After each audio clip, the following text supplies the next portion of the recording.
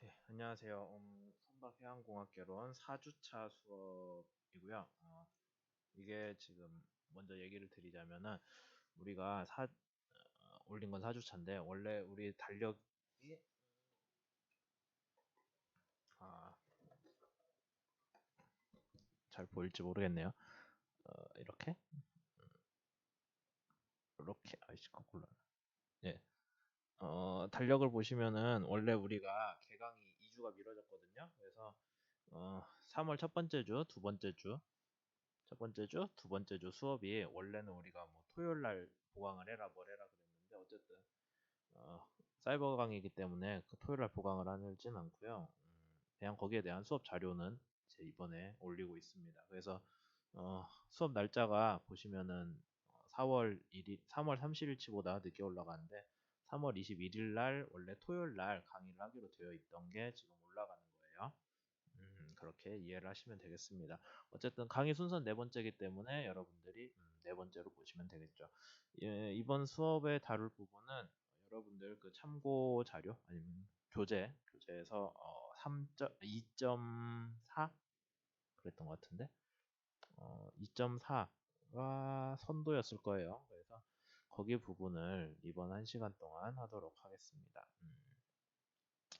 선도라고 하는 거는 먼저 얘기를 드리자면은 배는 자체가 3차원 형상이기 때문에 저번에도 한번 얘기한 것 같은데 3차원 형상이기 때문에 그걸 2차원 도면에 나타내야 되거든요.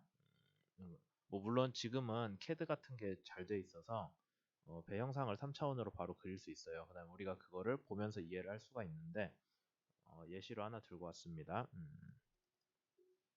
잘 나올지 모르겠네요.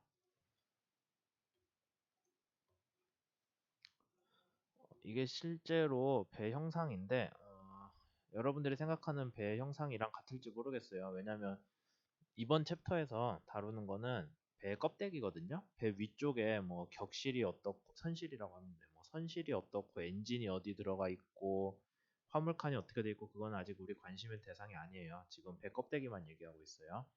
그래서 여러분들이 쭉 보시면 이렇게 뱅글뱅글 돌려보면은 배가 이렇게 생겼구나. 수면 아래 형상 이 정도가 수면이겠죠. 그래서 우리가 저번 시간에 저저번 주인가 때 FP라고 배웠던 거 있죠. 이 부분.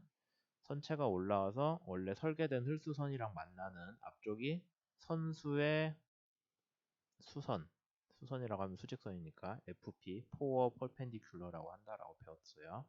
그 다음에 이 배는 지금 껍데기만 있기 때문에 뒤에 방향타가 없습니다. 그래서 방향타가 없기 때문에 AP가 어디에 있는지 원래 AP는 방향타 축이 들어가는 자리라고 했잖아요. 여기 어디쯤 될 텐데 그거 정확히 안 나와 있어요. 다만 어쨌든 AP라는 게 정의는 되어야 우리가 배 설계를 할 수 있겠다라고 생각을 할 수가 있죠. 어쨌든 다시 한번 배를 뱅글뱅글 돌리면서 보여드리자면은 이런 식으로 생겼고요. 물 아래에 여기가 물이니까 수면 아래에 배가 볼록하고 앞대가리가 튀어나온 게 있어요. 그거를 우리가 나중에 배우겠지만은 구상선수라고 하고요. 구 모양 동그랗다는 뜻이죠. 구 형태의 선수 뱀머리라고 해요. 그래서 구상선수라고 우리가 부르는 게 있고 그 다음에 뒤쪽으로 가면은 선미가 배꼬리겠죠. 선미가 이렇게 있습니다. 그래서 원래는 여기 볼록 튀어나온 데에 프로펠러가 달려요. 근데 이 배는 아직 프로펠러 얘기가 없는 배이기 때문에 그냥 선체만 있는 거죠. 그래서 요즘 캐드 프로그램들은 잘 돼 있기 때문에 이런 식으로 배를 돌리면서 3차원 형상을 알아볼 수가 있어요. 좀 더 크게 보여드릴게요. 네, 이런 식으로 돌려보면 배가 어떻게 생겼구나. 뭐 앞은 뚱뚱하고 뒤는 날씬하고 그런 거를 알 수가 있습니다. 그런데 그거는 요즘 캐드가 좋을 때 얘기고 요즘보다 좀 옛날에는 이거를 어쨌든 2차원 도면을 만들어서 이렇게 쫙 보여주면은 이제 배를 설계하는 사람들이 보고 이건 어떻다 뭐 얘는 고쳐야 된다 말아야 된다 그런 걸 얘기를 했거든요. 지금도 하고 있습니다. 꼭 3차원으로만 하지 않아요. 그래서 그걸 2차원 도면에 나타내는 방법을 사람들이 생각을 했어요. 3차원으로 이렇게 복잡하는데 그래도 2차원으로 어떻게 할까? 라는 걸 해서 이번 챕터에서는 그런 거 옛날 사람들이 어떻게 생각을 했는지랑 그 다음에 뭐 거기에 대해서 어떤 식으로 약속을 해서 하는지 그런 것들을 얘기를 할 거예요. 그러기 전에 잠깐만요. 이제 본격적으로 얘기를 하기 전에 또 여러분들에게 친숙한 배를 가져왔습니다. 배에서 좌표계를 먼저 얘기를 해야 될 것 같아요. 여러분들이 지금 2학년이니까 동력학 배우고 있을 거예요. 그럼 동력학에서 좌표계 배웠을 것 같은데, 물론 그 전에도 배웠죠. 1학년 때도 배웠을 거고, 그 전에 뭐 고등학교 때도 배웠을 거고. 기본적으로 우리가 좌표계를 오른손 좌표계를 많이 써요. 오른손이죠. 오른손으로 나올 거예요. 그러면은 뭐 예를 들자면 엄지손가락이 x축, 검지가 y축, 얘가 y축, 그다음에 요게 z축, 얘가 z축이 돼요. 그래서 x, y, z축을 이런 식으로 표현을 하죠. 그렇죠? 그러면 배를 놓고 봤을 때 일반적으로 우리가 약속을 하기를 이제 조금씩 다르긴 한데 분야마다 근데 일반적으로 길이 방향을 x로 놔요. 그럼 엄지 손가락을 x축 방향으로 놓읍시다. 그 다음에 폭방향을 y로 놓거든요. 그러면은 검지 손가락이 이 배 폭방향으로 놓일 거예요. 이런 식으로 잘 보일지 모르겠지만 그러면은 마지막 여기 별로 여러분들에게 보여주고 싶지 않은 손가락이 윗방향으로 가거나 아니면은 뭐 아랫방향 어차피 걔밖에 안 남잖아요. 위라고 칠게요. 이런 식으로 나와요. 그래서 대개 배에서 좌표계는 어떤 식으로 되어 있냐면 길이 방향은 x, y 방향은 폭방향 좌우, 그 다음에 위아래 방향이 z 방향 그런 식으로 정의를 해요. 그래서 뒤에서도 거기에 대해서 조금씩 얘기를 할 텐데 여러분들도 알아두셔야 나중에 항상 계속 쓰기 때문에 좀 이해를 해두시면 좋죠.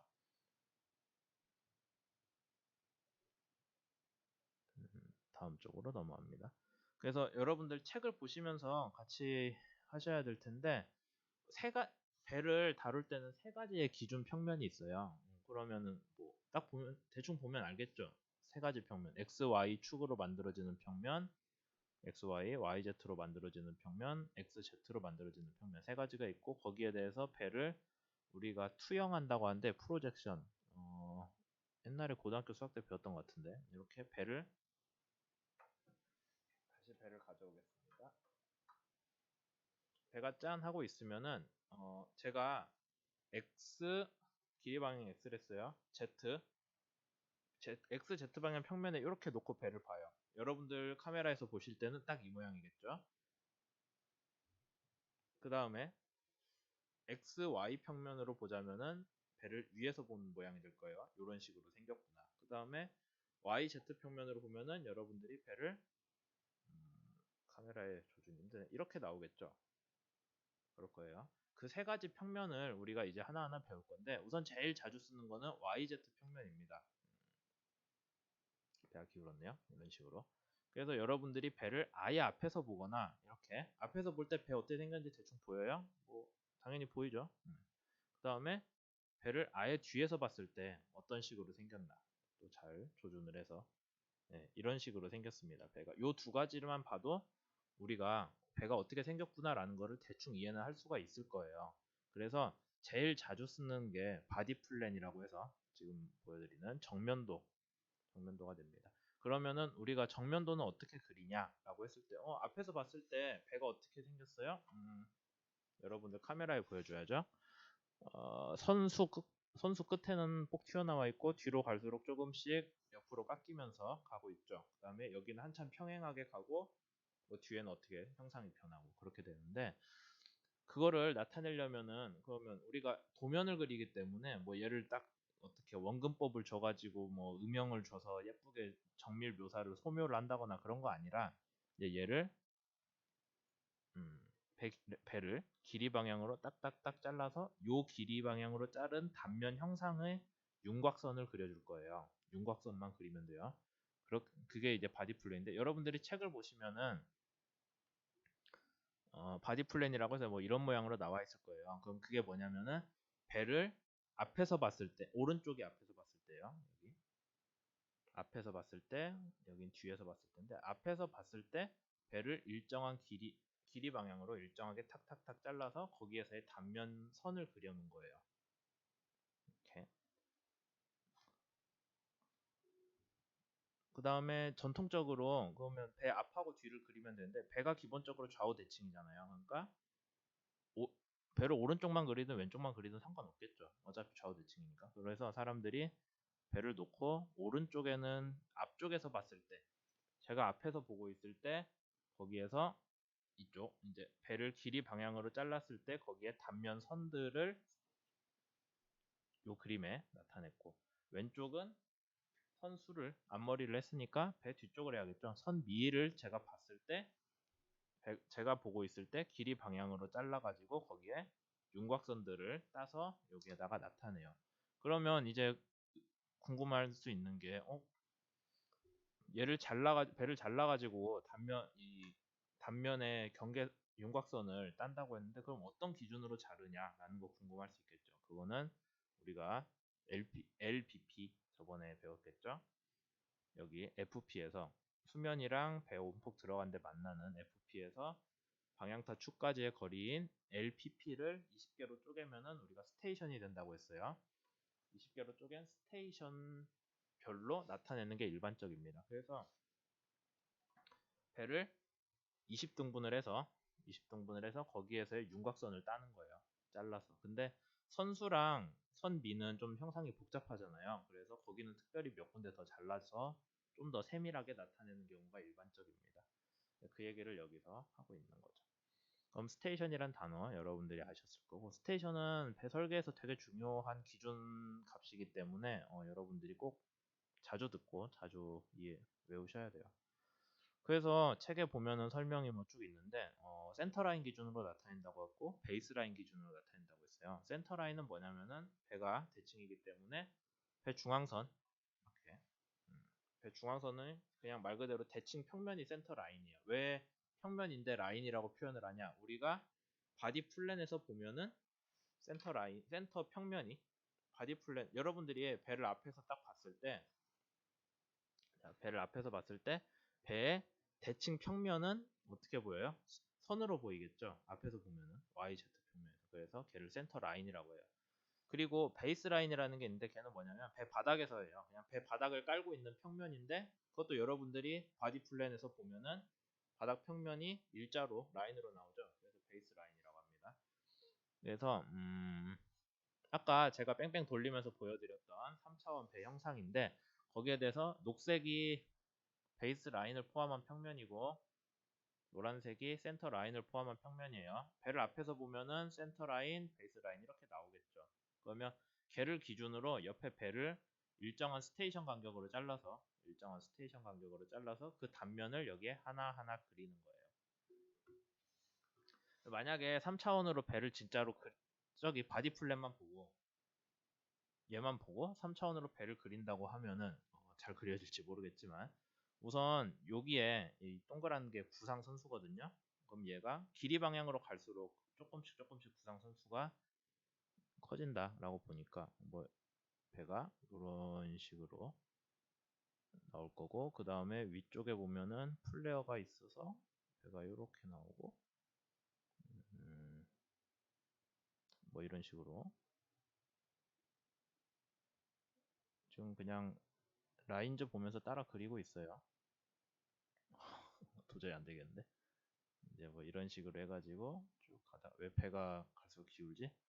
이제 뒤로 가면은 또 이제 선도의 왼쪽 보면서 따라 그리고 있죠. 대충 그립시다. 예쁘게 안 나올 것 같으니. 그러면은 얘를 이렇게 이어가지고 만들면은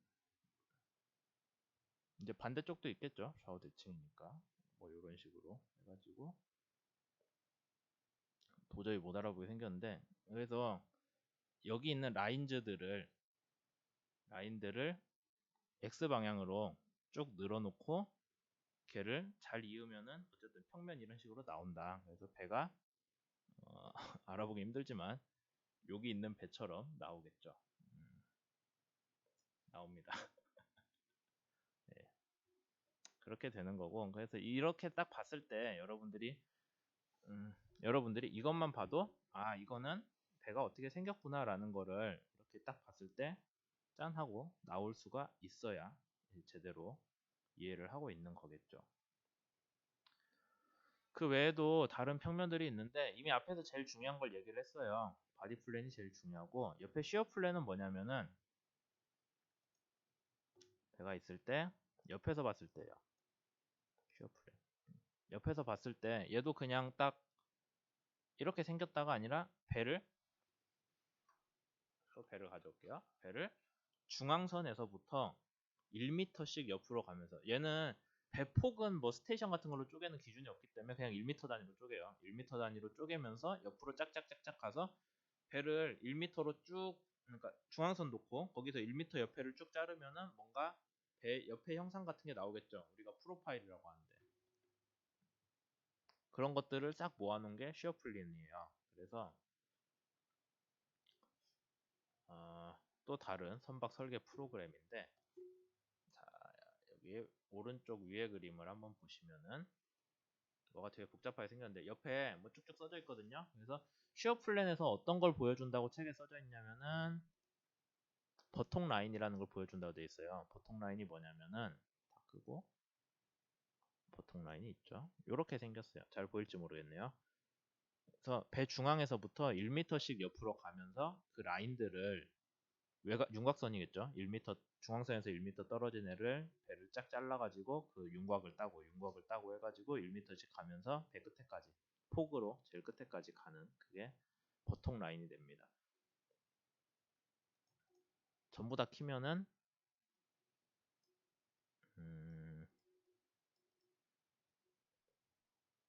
어떻게 돌리더라 이걸?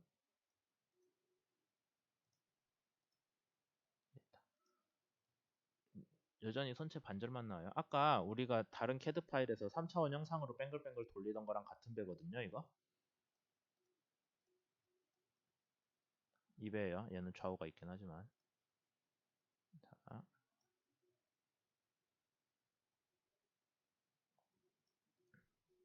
대충 형상 이해되시죠? 보면은 이해될 거라고 믿고 있습니다. 이렇게 생겼는데 얘는 3차원 형상이고 우리가 2차원 평면으로 도면을 나타내자면은 요런 식으로 나와요. 그러면은 아까 우리 바디 플랜이 지금 이건데 여기서 선 수만 놓고 보자면은 바디 플랜 라인들이 이렇게 나오는 거죠. 걔를 3차원에서 보자면은 제가 아까 그리다가 도저히 이상하게 생겼던 그건데 지금 봐서는 잘 모르겠죠. 어쨌든 선수 있고 선미는 또 여기에 이런 식으로 나와요. 그래서 길이 방향으로 윤곽선들을 땄다라고 우선 계략적으로 이해를 하시면 되고 거기에다가 더해서 탄젠트 라인은 의미 없고 아까 우리 배운 버통 라인을 그리고 그 다음에 이따가 배울 워터 라인을 그리면은 여기 왼쪽 아래 그림 보면 대충 배처럼 이해돼요. 아까 우리 3D 캐드 파일 본 거랑 똑같은 형상인데 배가 좀 뒤집어졌네. 네, 이런 식으로 형상이 나오는 거죠. 그래서 버통 라인은 뭐다? 배를 옆에서 봤을 때 잘라낸 그런 라인들이다라고 이해를 하시면 됩니다. 중앙선부터 1m씩 떨어져서 배 윤곽을 땄다라고 보시면 되고 그러면 우리 두 가지 했어요. 배를 앞에서 봤을 때랑 앞에서 봤을 때 뭐라고 부른다 했어요? 바디 플랜. 옆에서 보면은 시어 플랜. 그 다음에 하나 남았죠? 위에서 보거나 아래서 보거나 하는데 우리는 물 아래 형상을 다루고 있으니까 아래서 보는 게 맞겠죠? 배를 아래에서 봐서 베이스 라인 제일 밑바닥에서 1m씩 올라가면서 얘를 착착착 하고 썰어주면은 슬라이스를 해주면은 그 윤곽이 딱 나오겠죠. 그 윤곽을 우리가 워터 라인이라고 하고 걔네들을 그려놓은 게 반폭도인데 왜 반폭도냐면은 배가 좌우 대칭이니까 구태여 양쪽 다 그릴 필요가 없잖아요. 한쪽만 그려서 반폭도예요. 반폭도는 어디서 나오냐면 아까 워터 라인이라고 했는데 이런 식으로 여러분들이 보시면은 워터라인이 딱 나와요. 근데 잘 안 보이긴 한데 워터라인은 배를 앞에서 본다면은 지금 이게 아까 우리 봤던 바디 플랜이에요. 앞에서 봤을 때 YZ 평면. 워터라인은 그냥 수면에 평행한 일자선밖에 안 나와요. 옆에서 보면은 뭐 수면에 평행한 일자선들밖에 없겠죠. 그러니까 얘를 위에서 봤을 때 뭔가 배에 윤곽선이 나타나요. 그래서 우리가 워터라인, 버통라인, 그 다음에 섹션 라인, 여기선 섹션 라인이라 했는데 그냥 라인즈예요. 일반적으로 얘기하는. 걔네들을 세 개를 다 그려놓으면은 이런 식으로 배의 3차원 형상 같은 게 나오겠죠. 그러면 이제 우리가 생각을 할 수 있는 게, 배 설계를 하기 위해서는 이 라인들이 필요하구나. 라인들이 필요하겠죠. 걔네들만 도면에 2차원 평면에다가 짝짝 그려놓으면은 우리들이 보고 뭐 많이 선체를 본 사람들이라면은 3차원 형상을 머릿속에 떠올릴 수가 있을 거예요. 그 다음으로 넘어갑시다. 그러면 여러분들이 그 라인들을 보고 얘네들이 배 형상이 이렇게 생겼군 하고 이해를 할 수가 있는데, 그 형상을 숫자로 표현을 해야 제대로 설계를 할 수 있잖아요. 값들을 확인을 하고 단순히 라인만 그리는 게 아니라. 근데 또 라인에서 모든 라인들을 다 하나하나 숫자를 표현할, 포인트들을 다 하나씩 찍을 수 없기 때문에 중요한 포인트들을 숫자로만 적어놓은 표를 옵셋표라고 합니다. 근데 그 옵셋표는 기본적인 그 정의가 뭐냐면은 형 표면의 위치예요. 그래서 여러분들 형 표면 저번에 배웠어요. 뭐였냐면은 배 껍데기가 있을 때 껍데기의 안쪽이었죠. 칠판이 어디 있나? 네, 이런 끔찍한 건 지워버리고, 우리가 형 표면이라고 하면은 배 바깥에 철판이 있을 때 어디였어요? 안쪽 치수들이 형 뭐 폭, 형 흘수, 그래서요. 요게 형 표면이에요. 배 안쪽이. 거기 위치를 우리가 포인트로 찍어주는 건데, 옵셋표에서는 어떤 식으로 나오냐면은 여기 밑에서 시작을 할게요. 기선에서부터, 제일 밑바닥이죠. 기선에서부터 몇 미터 올라갔을 때 스테이션별로 쪼개놓은, 지금 그거예요. 정면도 보고 얘기하는 거예요. 바디 플랜 보고.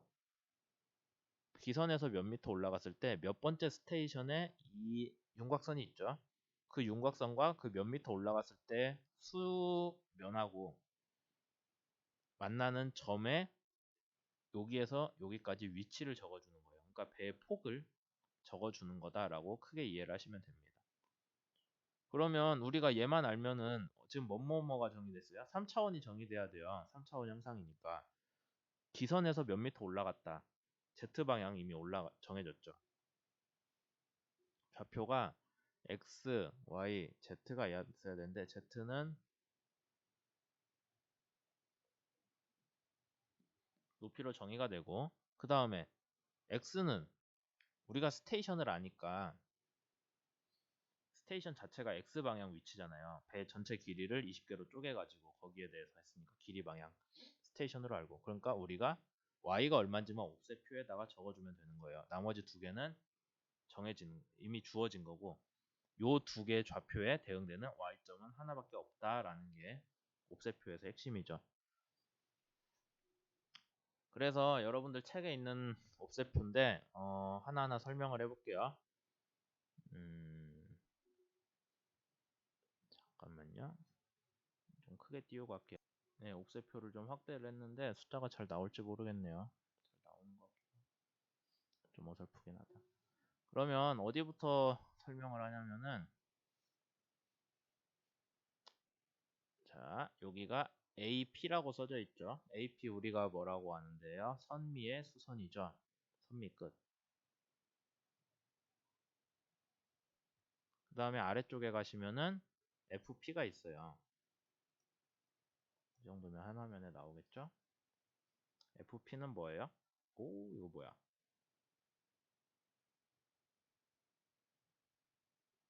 선수죠. 정확히 얘기하면 선수 끝은 좀 아니죠. FP는.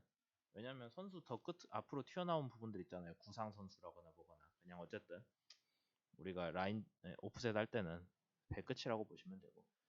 그 다음에 자, 여긴 X 방향 위치인 거 우리가 알겠어요. 그 다음에 여기는 어이쿠, 베이스 라인부터 시작하니까 배 밑바닥인 거 알겠죠? 쭉쭉쭉 올라간다라고 보면 되니까 얘는 Z 방향입니다. 1m 단위로 쪼개는데 예외적으로 10.8이 써져 있어요. 얘는 뭐냐면은 디자인 풀로드 흘수예요. 설계된 흘수. 얘는 아무래도 미터 단위로 끊는 것보다 실제로 수면이 여기 오니까 값을 따로 정해주는 게 좀 더 좋겠죠. 그래서 설계 흘수가 10.8m 써져 있고 그 위로 또 1m 단위로 해서 어퍼덱이라는 거는 배 제일 위쪽 갑판이에요. 그러니까 이 위로는 선체가 없으니까 더 쓸 필요가 없죠. 그러면 아무 포인트나 하나 찍어서 생각을 해봅시다. 4번 스테이션에 수면에서 기선에서 3m 올라와 있는 위치는 센터 라인에서 7.897m 떨어져 있다라고 우리가 이해를 할 수가 있어요. 옆에다 한번 그려볼게요. 스테이션 4번부터.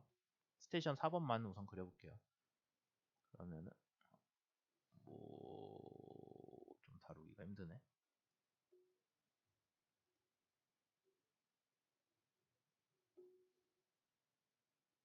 자,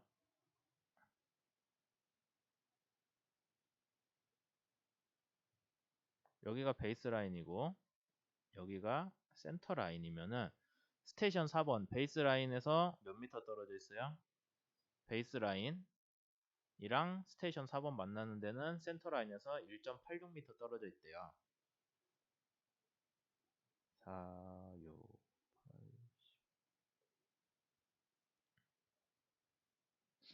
그러면 한 이 정도 색깔 바꿔볼게요. 한 이 정도 오겠죠. 그 다음에 베이스 아니다. 예. 베이스 라인부터도 미터별로 끊어야죠. 1, 2, 4, 6 뭐 이런 식이라고 치면은 베이스 라인에서 이제 0.5m 올라온 데 0.5m 안 그릴게요. 1m 올라온 데는 스테이션 4번의 4.8m에서 만나요. 그러면은 베이스 라인에서 1m 올라온 데는 여기죠. 1m 올라온 데는 어디랑 만난대요? 4.8m면은 여기쯤 되겠죠. 한번 직접 손으로 그려보는 게 좋을 거예요. 그 다음에 베이스 라인에서 2m 올라온 데는 6.2m가 되네요. 2m 잠깐만 얘가 1m였는데 제가 잘못 그렸네요.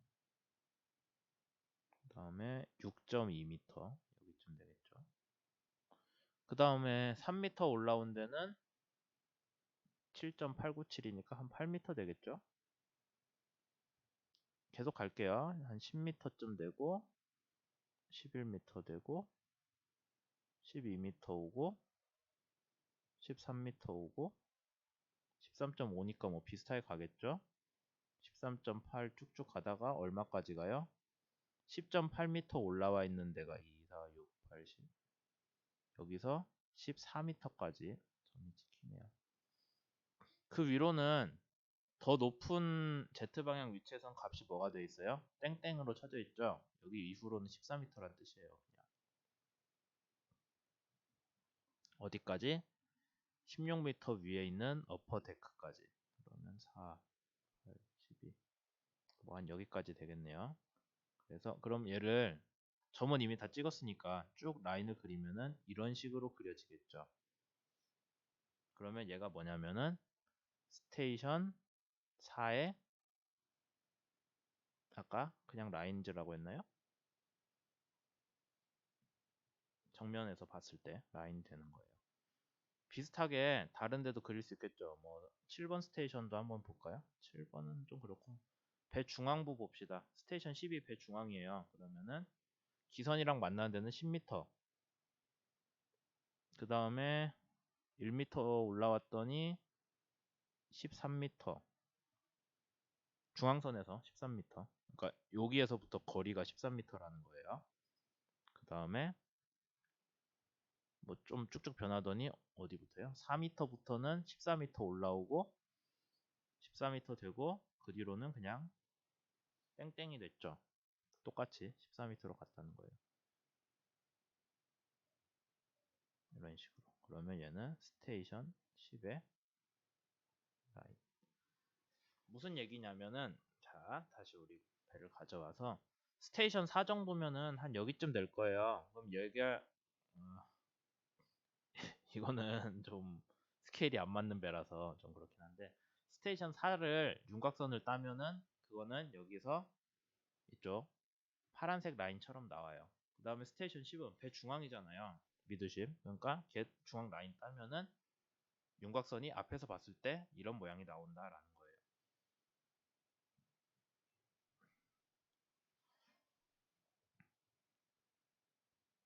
그래서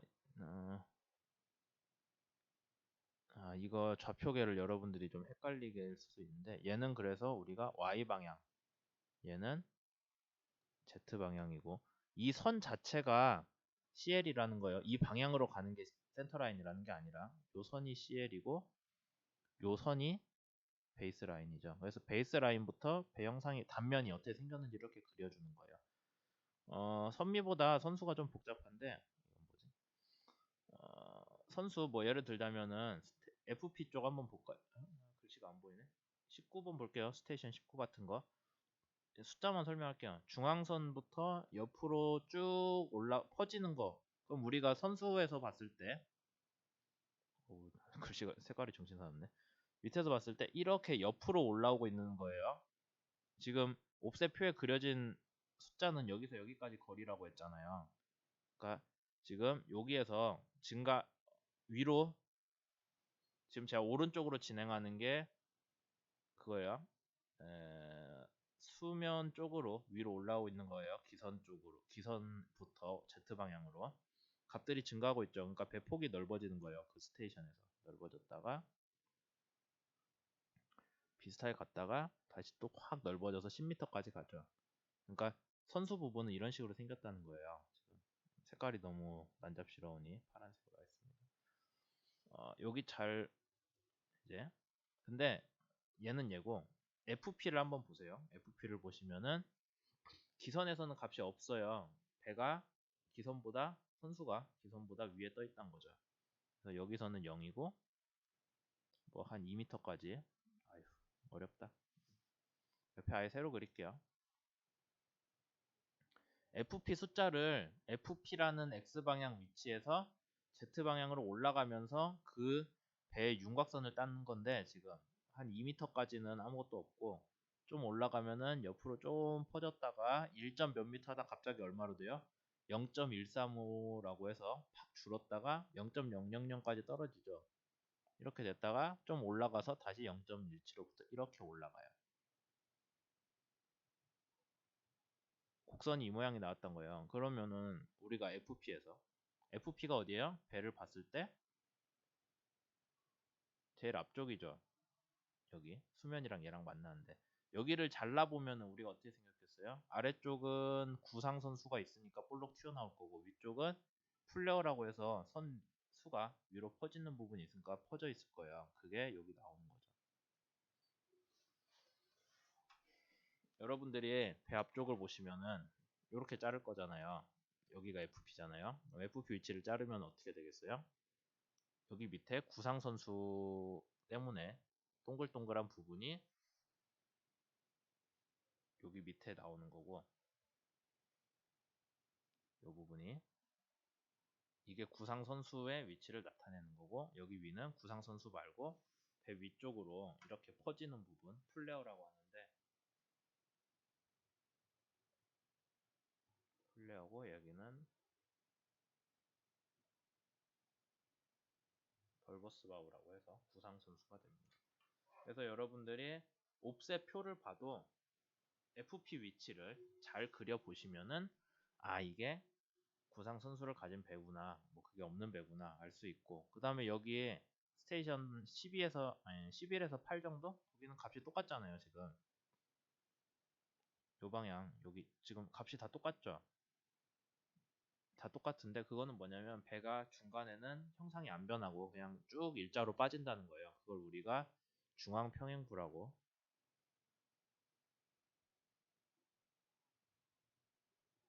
부릅니다. 그래서 우리가 옵셋표를 보면은 중앙평행부는 어디에 있구나, 그 다음에 선수의 벌버스 바우 구상 선수가 있구나, 아니면 선미는 어떻게 생겼구나 하는 걸 알 수 있어요.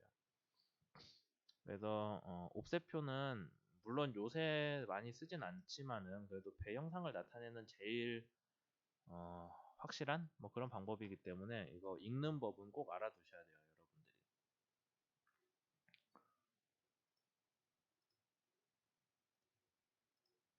그 다음 넘어가도록 하겠습니다. 그러면 우리가 옵셋표만 들고 이게 배가 뭐가 어떻게 생겼는지 알 수 있나요? 라고 할 수 있는데, 예, 알 수 있는 방법을 이제 얘기하는 거죠. 근사적 분법입니다. 근사적 분법 얘기를 하기 전에 잠깐 다시 아까 우리 배로 와서 배예요. 근데 섹션 라인만 한번 보여주도록 합시다. 스테이션별 탄젠트도 쪼개야겠구나.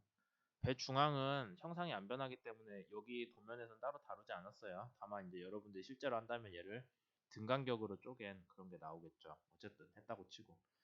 그러면 여러분들이 요런 이 단면 곡선 하나하나를 단면적을 구했다고 쳐요.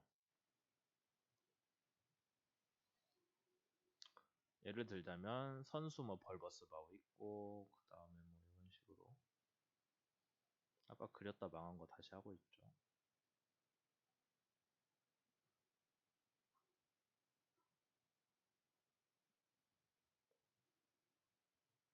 선미는 뭐 이런 식으로 나올 거예요.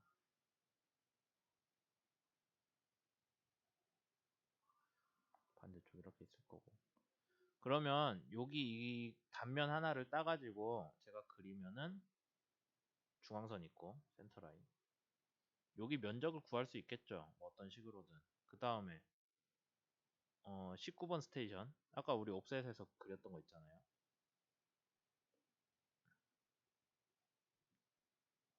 얘는 FP 스테이션 20, 얘는 스테이션 19. 스테이션 18은 뭐 좀 더 똥똥하겠죠. 하다 보면 스테이션 10도 나올 거고, 스테이션 10은 중앙 평행분대 뭐 거의 배가 네모나게 꽉 차 있겠죠. 또 뭐 하면은 선미도 있을 거고, AP쯤 가면 뭐 이런 식으로 생겼겠죠. 지금 배를 앞에서 봤을 때 그 단면들이에요. 여기 하나하나가 얘가 일로 가고 있다고 치면 되죠. 여기 단면 곡선 하나하나 윤곽을. 그러면 얘 면적을 다 구해서 면적을 뭐 A라고 칩시다. 바로 열고 스테이션에 대한 함수 A라고 쳤을 때 우리가 배수량은 디스플레이스먼트 배수량을 이걸로 표현하나요? 이걸로 표현하나요? 중요한 거니까 책을 보고 확인을 합시다.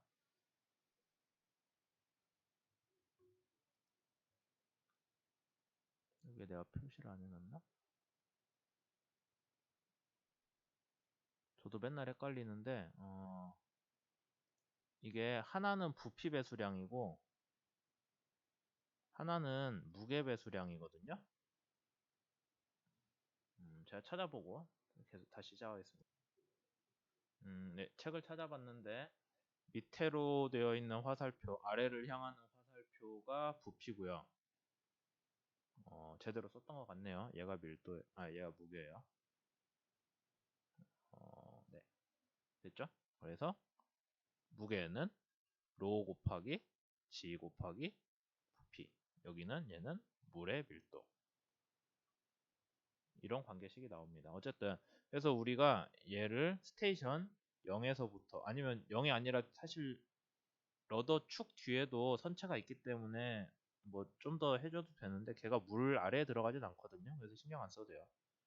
뭐 스테이션 20번까지 해가지고 스테이션에 대한 각각의 이 단면적들을 뭐 이런 식으로 우리 DA란다. DST 스테이션에 대해서 아니면 X 방향에 대해서 배 X 방향 위치에 대해서 각각의 배를 잘랐을 때 그 단면적들을 적분을 하면 우리가 뭐가 나와요? 구분구적법 옛날에 배웠을 거니까 부피가 나오겠죠. 배의 수면 아래 부피가 돼요. 그러면은 수면 아래 부피를 구할 수가 있겠네요. 그래서 왜 지금까지 선도를 그리고 오프셋을 표시를 하고 그 짓거리를 했냐면은 캐드가 있기 전에는 지금이야 3차원으로 하겠지만 캐드가 있기 전에는 배의 배수량을 추정하는 방법이 이거밖에 없었어요. 그래서 단면을 하나하나 그려놓고 그걸 바탕으로 걔네들을 적분을 해서 길이 방향으로 적분을 해가지고 배수량을 추정을 했어요. 실제로 얼마인지는 확실하지 않겠지만. 그래서 그 방법을 지금 얘기를 하기 때문에 여기까지 설명을 했고요. 그러면 우리가 오프셋 포인트를 알고 있을 때, 뭐 아까 우리 요구했을 때 각각 다른 색으로 해보겠습니다. 여기 뭐 빨간색이 좋겠다. 각각 오프셋 포인트들 알았잖아요. 그럼 오프셋 포인트만 알았을 때 요거 단면적 구할 수 있어요? 여기 면적?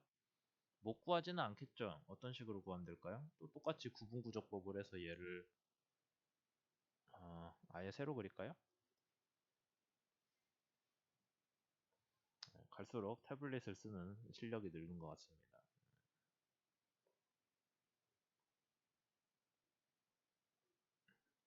직선을 못 긋는 거 보니까 실력이 늘진 않았네요. 센터라인 기준으로 배 형상이 이런 식으로 나와 있어요. 특정한 스테이션에서 뭐 스테이션 18이라고 합시다. 자꾸 18을 찾는데 뭐 딱히 그런 거 아니에요. 어쩌다 보니 하는 거지. 그래서 여기 포인트들이 아까 오프셋 표에 써져 있었잖아요. 여기 중앙선부터 얼마까지의 거리인지에 대한.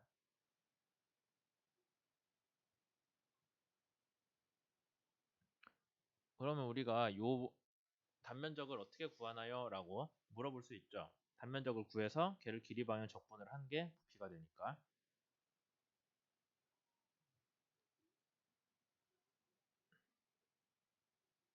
여러분들이 구분구적법 배웠을 테니까 이런 식으로 싸우면은 단면적 나오겠어요? 물론 나오겠죠.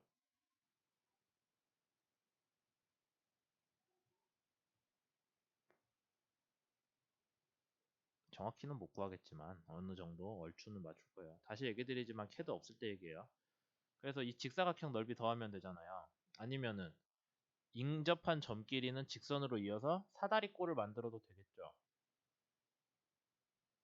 새로 그려야 되나요? 새로 그리기엔 너무 시간이 오래 걸리긴 하지 않겠습니다. 다른 색으로 하면 되지. 여기 빨간색에서 빨간색을 이렇게 이어가지고 사다리꼴 들로 하면은 뭐 그것도 비슷하게 나오겠죠. 그래서 여기 사다리꼴 넓이들을 다 더해주면 되잖아요. 그거를 책에서 얘기하고 있는 근사 적분이고 그게 사다리꼴 공식이 되는 거예요. 그래서 여러분들이 오프셋으로 배 표면에 점이 띄엄띄엄 찍혀 있는 거를 이제 그릴 수 있어요. 선도를 오프셋 표에서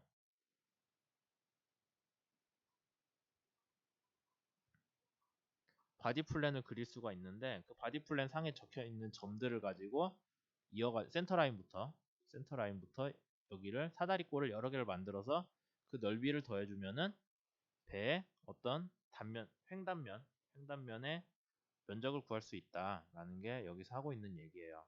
그래서 사다리꼴을 하는데 그거는 우리가 1차식으로 구하는 거죠. 이 선이 직선이니까.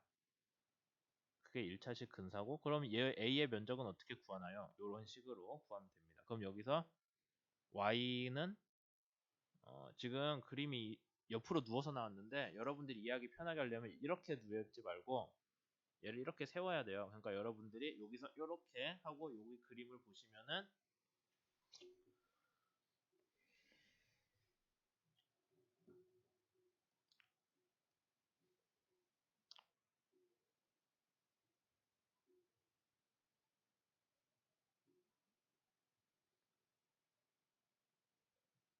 왜 Y라고 표현을 구태여 했는지를 알 수가 있겠죠.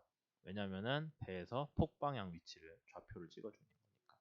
그래서 여기가 Y0, Y1, Y2라고 놓고 보면은 아까 우리가 옆에서 내내 열심히 그렸던 선도랑 비슷하죠. 얘 이렇게 여기 Y 방향 좌표만 찍어줬잖아요. H는 뭐예요? 오프셋표에서 1m 등간격이었죠. 그래서 이런 식으로 하면은 여기 면적을 우리가 구할 수가 있더라 라는 게 사다리꼴 근사고 근데 여러분들 봤을 때 야 직선 근사 말이 되냐 물론 엄청 작게 쪼개면은 직선 근사하는 게 말이 돼요 그게 우리가 알고 있는 미분 적분에서 하는 얘기 중에 하나니까 미분에서 정확히 얘기하면 근데 그러지 말고 포물선을 이용을 하자 2차 곡선이 더 잘 맞는 것 같다 그렇게 합시다 라고 한 사람이 심슨이고 그래서 심슨 공식인데 심슨이 들고 나온 게 뭐냐면은 여기하고 여기를 근데 우리가 점 두 개 지나는 2차 곡선은 정의를 못해요. 점 3개는 지나야 돼요. 2차 곡선이. 그래서 점 3개를 가지고 2차 곡선 하나를 정의를 해서 걔를 적분을 하면 되겠구나 라고 한 게 여기 나오는 거고, 적분을 했을 때 여기 2차 함수의 개수인 a, b, c랑 h를 가지고 표현을 하는 방법이 a에 대해서 쉽게 나왔는데, 근데 우리가 a, b, c를 일일이 구하는 것도 어렵잖아요. 점이 3개에서 뭐 걔를 못 구할 건 아니지만, 그러니까 그냥 편하게 y 좌표를 가지고 식을 구하는 거를 얘기를 했습니다. 여기서. 그래서 심슨 룰이라고 하는 게 만든 사람이 심슨이겠지만, 심슨이 들고 나온 것들은 최종적으로 중간 과정은 2차 함수를 통한 근사를 점 3개에 대해서 2개 가지고는 2차 함수 근사 안 돼요. 3개부터 되죠. 3개를 가지고 2차 함수 근사를 하긴 했지만은 그거를 구태여 2차 함수의 개수들로 표현하지 않고 그냥 그 점 3개를 좌표를 가지고 단면적을 구하는 거를 제안을 했어요. 그게 심슨이고, 2차 함수로도 표현하기 어려운 부분, 더 복잡한 그런 부분이 있겠죠. 그건 3차, 4차 그러면은 심슨의 뭐 2차, 3차 함수 룰인가? 뭐 그런 것들도 있고요. 다항 함수로 어쨌든 접근을 한다라는 거고. 심슨인데 P는 묵음인 것 같아서 저는 계속 심슨이라고 했는데 P가 묵음인 것 같거든요. 근데 왜 책에는 옛날 책이라 그런가? 심프슨이라고 자꾸 써져 있네요. 근데 여러분들 혹시 봤을지 모르는 뭐 더 심슨즈 그런 거 만화도 심프슨이라고 안 하잖아요. 저는 심슨 룰이라고 하는 게 맞다고 생각을 합니다. 그 다음에 나오는 거는 센트로이드 도심인데, 좀 말이 이상하긴 한데, 이게 어디부터 설명을 해야 되냐면은, 어디더라? 우리나라 국토에 한반도, 아니 한반도라고 하면 좀 그렇고, 남한, 네, 남한 중심이 어딘지. 자, 우리나라가 남한이 이렇게 생겼습니다. 대전이 대충 여기쯤 있겠죠. 제주도도 있을 거고. 그러면 이게 어, 우리나라 국토 중앙이 어디냐라고 할 수 있어요. 누가 물어볼 수 있죠. 국토 중앙이 어디냐고. 실제로도 뭐 여기저기서 국토 정중앙이다 뭐다 하고 있는데, 충주도 뭐 그런 거였던 것 같은데 대전은 아닌 것 같고, 어쨌든 중앙을 어떻게 해서 구할 수 있냐라고 했을 때 제일 쉬운 방법은 뭐가 있을까요? 우리 위도 경도 배웠으니까 경도 제일 끝에 하고 이쪽 경도 제일 끝에 중간, 이쪽은 아마 백령도일 거고 맞나? 백령도 같아요. 그 다음에 여기는 독도겠죠? 우리나라 땅이니까 정중앙. 그 다음에 북쪽으로 위도 제일 높은 데 어디예요? 저기 아마 뭐 뭐지? 고성인가? 강원도 제일 끝에 거기쯤 되겠죠? 남쪽 제일 끝에 어디예요? 마라도겠죠? 우리나라 제일 밑에, 아니 이어도인가? 마라도라고 해요. 사람 사는 데 기준으로 제일 중앙이 있겠죠? 그러면은 아까 가로 경도의 중앙하고 위도의 중앙하고 만나는 데가 국토 정중앙이다라고 할 수 있을까요? 뭐 그것도 방법이긴 하죠. 근데 어, 우리는 이제 공학을 배우는 사람이니까 그런 식으로 접근하지 않고 좀 더 공돌이 냄새가 나는 접근을 할 거다라고 해서 나온 게 센트로이드 도심이 되겠습니다. 그래서 도심은 뭐냐면은 여러분들이 이미 도심 컨셉은 동력학을 배우고 있기 때문에 배웠어요. 아직 안 배웠나요? 진도 안 나갔나? 동력학에서 질량 중심,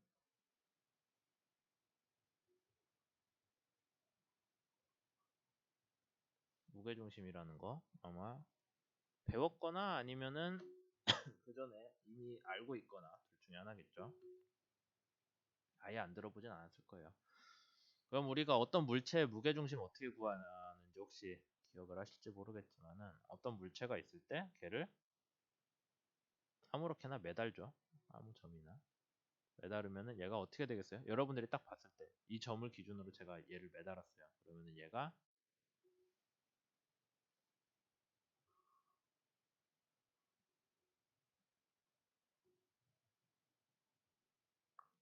회전이 되나? 아, 아주 훌륭합니다.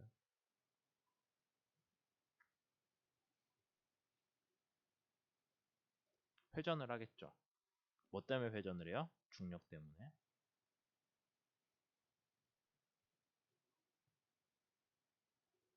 그러면 그때 여러분들이 배운 게 이렇게 선을 하나 그을 수 있고, 또 다른 점을 매달았을 때 네, 이제 얘를 또 잡아 돌리긴 좀 그러니까 잡아 돌릴까요? 어떤 하나의 점으로 또 매달았을 때 중력 때문에 얘가 뭐 이런 식으로 나오죠. 그러면은 여기 매달은 선이 있을 때 걔를 직선으로 그었을 때 두 개가 만나는 점을 우리가 뭐라고 해요? 걔가 무게중심, 질량중심. 이렇게 배웠었죠, 옛날에. 그러면 그거를 이제 좀 원인을 좀 더 설명을 해보게요. 그러면 여러분이 어떤 물체가 있을 때 얘를 기준으로 매달았어요. 그러면은 어, 모든 균일하게 중력을 받는다고 쳤을 때 얘를 쬐깐하게 쪼갰어요. 얘도 중력 작게 쪼갰어요.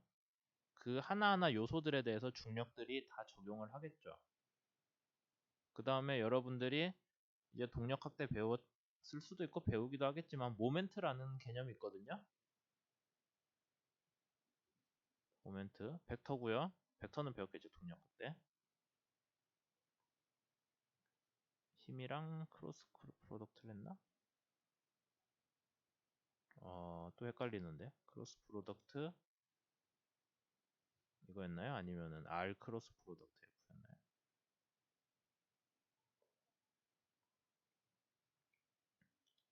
음,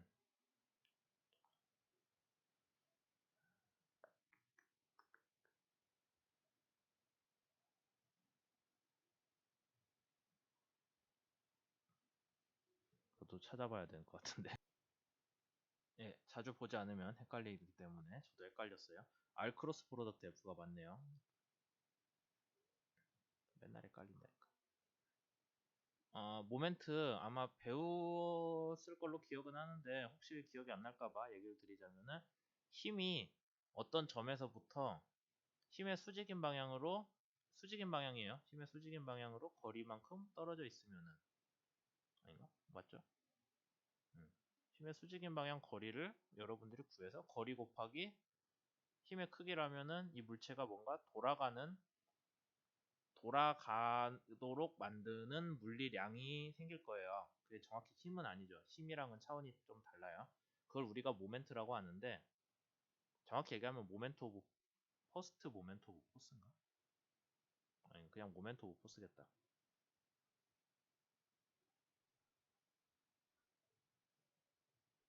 모멘트 오브 포스라고 하는데 줄여서 모멘트라고 해요. 그 모멘트가 R 크로스 프로덕트 F라고 우리가 정의가 되죠. 그러면 얘 기준으로 보면은 모든 그 하나하나의 물체들이 얘를 구성하는 하나하나의 요소들이 다 중력을 받고 그 중력으로 인한 모멘트들이 있을 거예요. 근데 질량 중심을 지나는 선에서 놓고 보면은 이 선 왼쪽에 각 요소들이 작용하는 모멘트, 중력으로 인한 모멘트들의 합이 반대쪽으로 작용하는 모멘트들의 합이랑 같기 때문에 평형을 이뤄서 모멘트는 회전을 시키는 물리량인데 회전이 없죠, 물체가.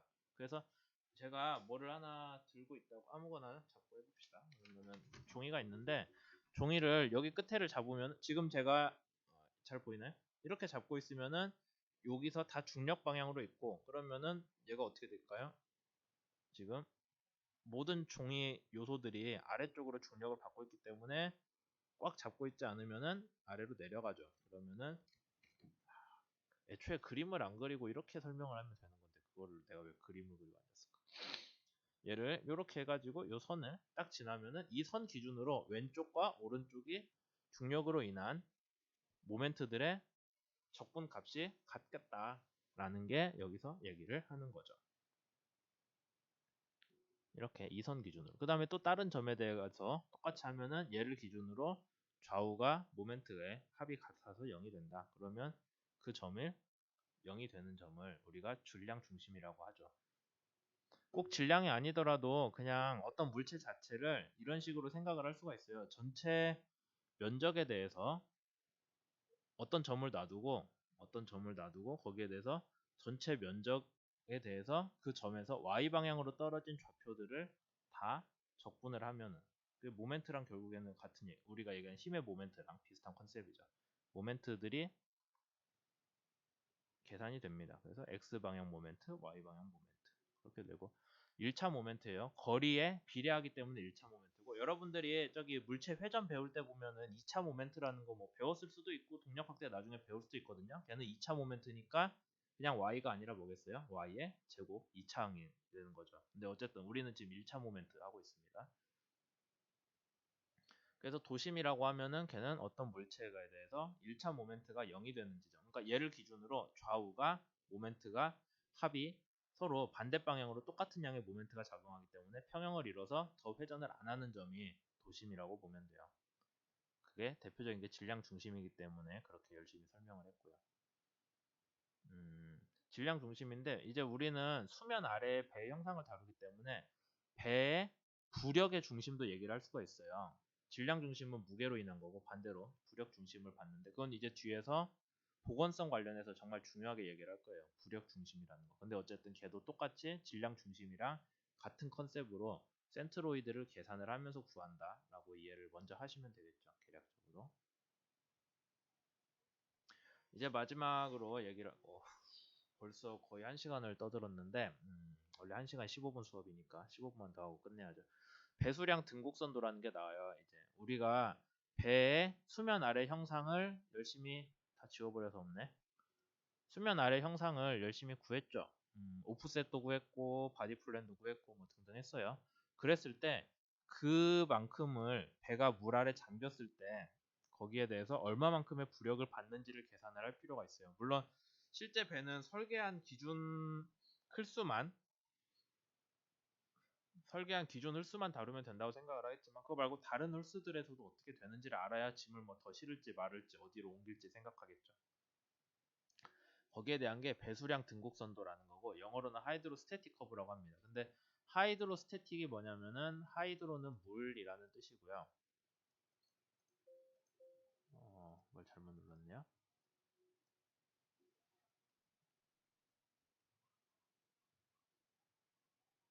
스태틱은 여러분들 이미 배웠어요. 정력학이거든요.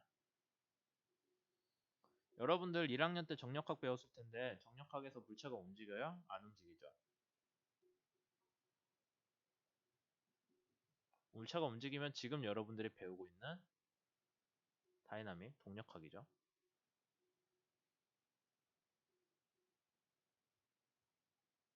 그래서 물이 가만히 있을 때 어느 정도의 힘이 가해지는지를 물어보는 게 하이드로스태틱이에요. 그러면 물에 힘이 가만히 있는데 물을 뭐 힘이 있나요? 지 자체의 무게로 힘이 생기죠. 그래서 여러분들 수압을 아직 안 배웠겠구나. 유체 수업, 유체학 때 배우는데 이렇게 수면이 있어요. 우리가 수면 표시를 이런 식으로 하거든요. 그러면 여러분이 여기 물 아래에 있다고 하면은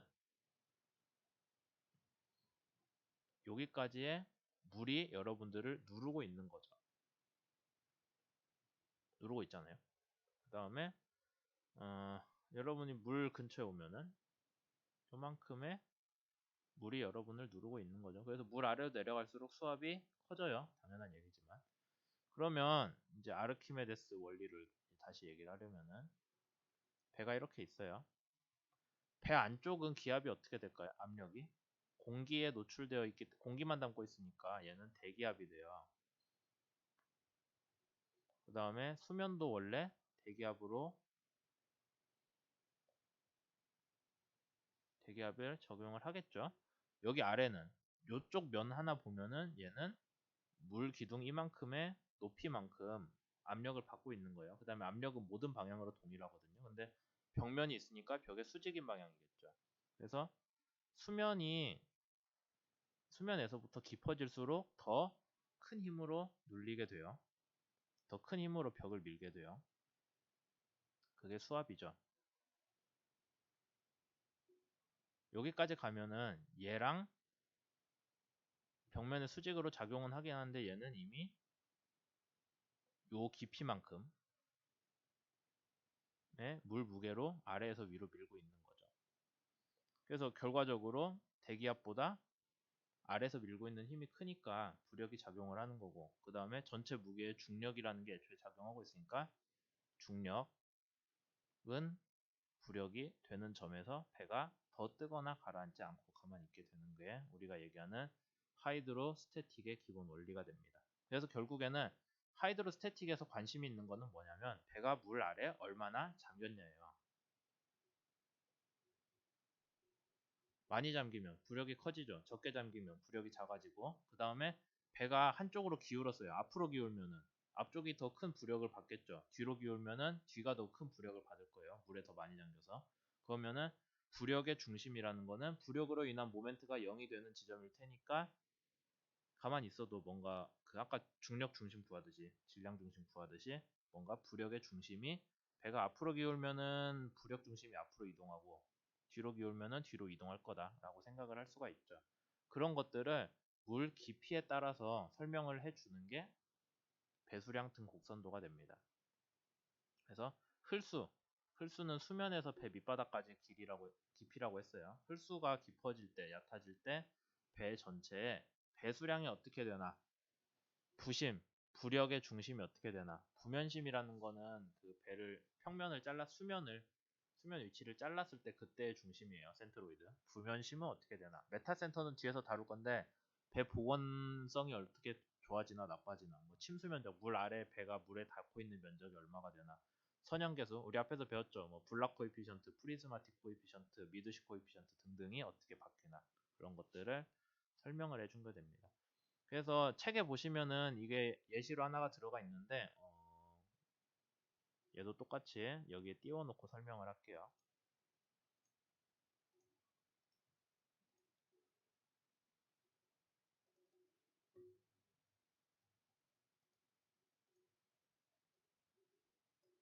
잘 나오나요? 이것도 좀 옛날 컨셉의 그림들이라서 센티미터 스케일이 있는데 뭔지 설명을 하나하나 할게요. 배 흘수가 0m면은 배가 물에 하나도 안 잠긴 거예요. 그러면은 물에 하나도 안 잠기면은 물에 잠긴 부피가 0이겠죠? 배수량이거든요. 배수량이 0이 될 거예요. 그 다음에 배가 물에 조금씩 잠기면 4m, 8m, 12, 16, 20m, 28m까지 잠기면은 배가 배수량이 늘어나겠죠. 여기서 뭐라 써져 있냐면 1cm가 15,000톤에 대응된다 돼 있거든요. 10cm는 15만 톤이잖아요. 그러니까 배가 한 9m쯤 물에 잠기면은 배수량이 얼마가 된다? 15만 톤이 된다라는 거예요. 흘수 T라고 많이 쓰는데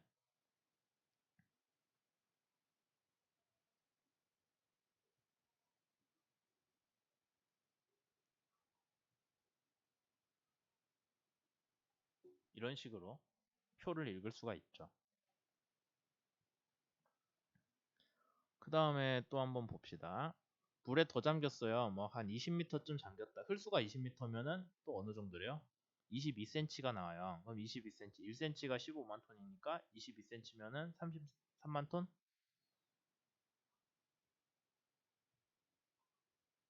20m일 때? 이런 걸 계산을 할 수가 있게 되는 거예요. 우리가. 뭐 다른 것들 여러 가지 있었죠. CP, 우리 그 프리즈마틱 코에피션트라고 배웠어요. 배 중앙 단면, 미드십 단면을 앞뒤로 쭉 LPP만큼 뽑아낸 프리즘, 기둥 안에 배가 어느 정도 부피를 차지하고 있는지.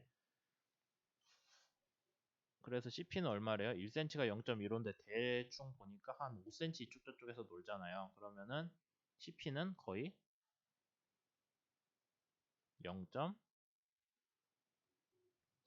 아니면은 CP 나중에 올라가면 얼마쯤 가요? 6에 가까워지니까 뭐 0.9 이 정도 값이 나온다. 흘수에 따라서 그렇게 이해할 수 있고, 또 뭐 CW, CM 그런 것들 계산할 수 있겠죠. 그냥 딱 보면 이제 알 수 있잖아요. 그 다음에 중요한 거가 뭐가 있냐면은 VCB를 봅시다. VCB는 Vertical Center of Buoyancy라고 해서 부력의 수직 방향 중심이에요.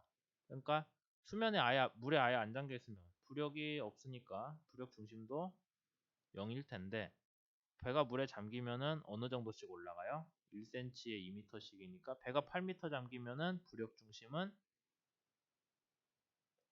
4m 정도가 되겠네요. 그러면 어느 정도 말이 되는 것 같아요? 배가 있을 때 그림을 좀 대충 그렸지만 수면 아래에 물에 잠긴 데에서 부력의 중심은 어디쯤 되겠어요? 이거의 센트로이드니까 그냥 우리가 대충 생각하기에 중간쯤 되겠죠. 그러니까 홀수의 반절 정도가 아마 부력 중심 위치가 될 거예요. 정확하진 않지만 말 되죠? 홀수의 반절 정도. 여기서는 아까 8cm, 8m 홀수였을 때 2cm 스케일이 나왔으니까 2cm가 2m에 대응한대잖아요. 4m. 그러니까 부력 중심은 4m다. 홀수가 8m일 때. 말 되는 것 같죠? 물의 침수 면적도 구할 수 있고 그 다음에 요것만 또 설명하고 끝낼게요. 어, 미드식 기준으로 AF라고 써져 있는 건데 걔는 이제 앞뒤 구분이 있는 애들이거든요. 그게 뭐냐면 L자 붙은 애들. L이 뭐냐면 길이 방향이에요. 그러니까 길이 방향 센터 오브 부여현실. 그 다음에 길이 방향 센터 오브 플로테이션이라고 해서 아까 부면심. 얘는 부심. 여러분들이 쓰는 부심이란 단어랑 다른 거죠. 부력의 중심인데 LCB가 여기에 이제 있으면은 우리가 어떻게 이해를 할 수가 있냐면은 1cm가 2m라고 되어 있으니까 여기에서 뭐 예를 들자면은 쪽쪽쪽 하면은 홀수가 뭐 22m일 때 LCB가 30? 그럼 30cm니까 2m 하면 60m? 그게 아니라 여기 기준으로 미드식 기준으로 여기 기준으로 계산을 해요. 그러니까 5cm가 되는 거고 5cm 곱하기 2m 하면 10m가 되겠죠. 어디 방향으로? 포워드 방향으로. 그러니까 홀수가 22m일 때는 포워드 방향으로 10m 정도 앞에 부력 중심이 있다. 그 다음에 홀수가 점점 더 얕아지면은 부력 중심이 더 앞으로 가고 홀수가 점점 깊어지면 부력 중심이 선미 쪽으로 좀 가긴 하는데 어쨌든 배 중앙보다는 앞쪽에서 놀고 있다. 뭐 그런 식으로 여러분들이 설계를 보시면 될 겁니다. 그 다음에 여기 TPC랑 MTC는 책에 보면은 먼저 설명되어 있거든요. 얘는 홀수가 1cm씩 깊어졌을 때 배수량이 얼마만큼 커지냐고요. 그 다음에 얘는 트림이 앞으로 얼마만큼 질 때 복원 모멘트가 얼마나 지냐는데 그건 뒤에서 다시 설명을 할 거예요. 그거 말고도 뭐 지금 다 볼 건 봤나요? 뭐 KM 같은 거는 이따가 나중에 뒤에서 다시 설명을 할 거고 어쨌든 그래서 여러분들이 배수량 등곡선도만 봤을 때 배가 홀수에 따라서 배수량이 어떻게 되는지 뭐 아니면은 다른 중요한 팩터들이 어떤 식으로 변하는지를 이해를 할 수가 있어야 되죠. 그래서 이번 챕터까지 하면서 여러분 이번 특히 오늘 수업 때 했던 것들은 사실 3차원으로 CAD 다루기 시작하면서는 그냥 계산하면 나오는 거예요. 3차원 영상 놓고 뭐 부력 중심이 어디냐 아니면은 뭐 CB가 얼마냐 그런 거 그냥 하면 다 나오거든요. 근데 CAD가 있기 전에 왜냐면은 지금 우리가 하고 있는 선박해양공학 아니면은 조선공학이 되게 오래된 학문이기 때문에 컴퓨터 없을 때부터 했어요. 그러니까 그때는 사람들이 한정된 정보로 2차원 도면 아니면 오프셋 표, 배수량 등곡선도 그런 걸 놔두고서는 배의 성능 아니면은 배의 형상, 특성 그런 거를 추정을 했거든요. 그러다 보니까 전통적인 이유에서 이런 것들이 나와 있고 사실 이런 걸 만든 사람들이 되게 좀 생각을 많이 해서 최대한 적은 양의 그 노력으로 정보를 완전히 전달하기 위해 많이 노력을 했기 때문에 그런 게 반영이 돼 있어서 여러분들도 이거 보고 이해를 하려고 좀 노력을 하면은 배 형상이나 아니면은 뭐 관련한 것들에 대해서 좀 더 이해가 쉽지 않을까 생각을 하고 있습니다. 그래서 오늘은 여기까지 할 거고요. 다음 시간에는 여기 이제 이어서 붙은 거는 저기 책 4장에 보면은 4장에 뭐였더라? 일반 배치도 거기부터 할 거예요. 해양 구조물은 나중에 하는 거고 여기 디자인 스파이럴까지 저번에 했었죠. 기본 도면부터 할 거예요. 다음 시간에. 본 도면들 설명하고, 그러니까 오늘 한 거는 물 아래 형상의 껍데기에 대한 문제였고, 그럼 안쪽은 어떻게 배치가 되냐, 거기에 대해서 설명을 하는 것들이 여기 나오는 각종 도면들이 되겠죠. 그래서 다음 시간에 이것들 설명하는 걸로 할게요.